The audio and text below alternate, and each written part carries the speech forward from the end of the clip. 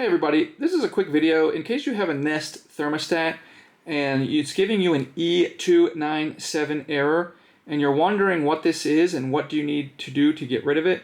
So the e297 error basically means that you need to, the number one way to get rid of it is just to update your software settings for your thermostat.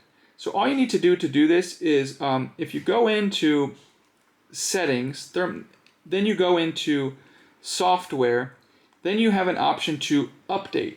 And if by doing this, going through this process, you'll be able to update the software on your thermostat.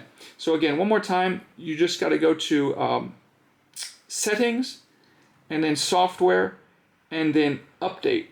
And that should get rid of this error and get your thermostat working again. So thanks a lot for watching. Have a great day.